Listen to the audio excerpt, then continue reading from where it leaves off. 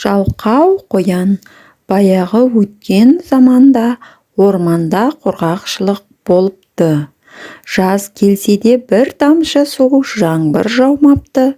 Шөлден азап шеккен жануарлар бір шарасын ойлап табуға жиналыпты. Сөйтіп араларындағы біреуінің ұсынысымен құдық қазуға бел буыпты. Барлық жануарлар, тіпті құстарға шейін күндіз-түні еңбек етіп, құдық қазуға кірісіпті. Бірақ араларындағы қоян ғана «Мен әлі кішкентаймын» деп жалқауланып жұмыс істегісі келмепті. Қоянның бұл еркелігі өзге жануарлардың ашуына тепті. Сөйтіп жануарлардың еңбегі босқа кетпей, қазған құдықтарынан мұздай су шыға бастапты. Мұны көрген олар қуанып, суды қанып ішіп, әрі жуыныпты.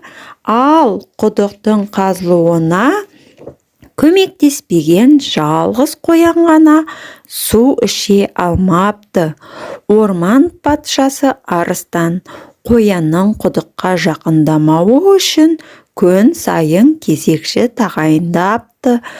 Қоян істеген ісіне іштей өкінсе де бұл өкінішінен ешқандай да пайда болмапты. Бір күні түнде кезекшілік кезегі пілге келіпті. Пілмен дос болған қоян ешкімге білдіртпей су берер деген оймен қасына барыпты.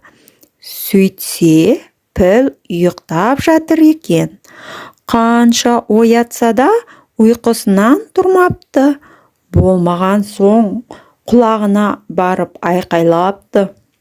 Ұйқысынан шошынып оянған піл құдықтың шетінде үйіліп тұрған үйіндіге соқтығысып, үйіндіні құдықтың ішіне құлатып алыпты.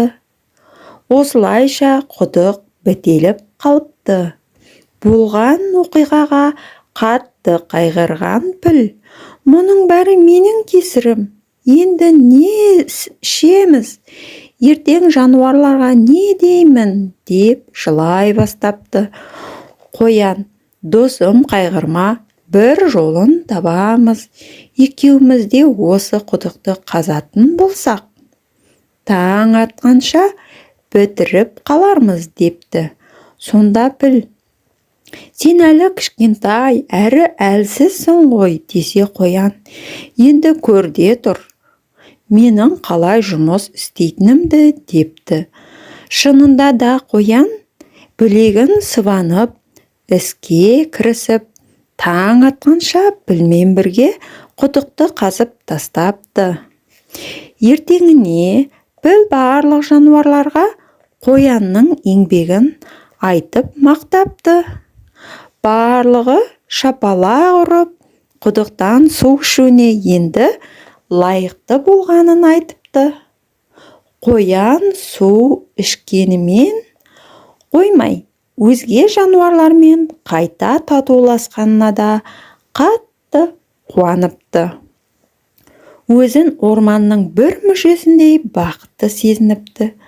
Олай болса балалар, еңбектің наны тәтті, жалқаудың жаны тәтті деп ата-бабаларымыз бекер айтпаса керек. Сондықтан еңбекқор болайық. Балақайлар, сау болыңдар.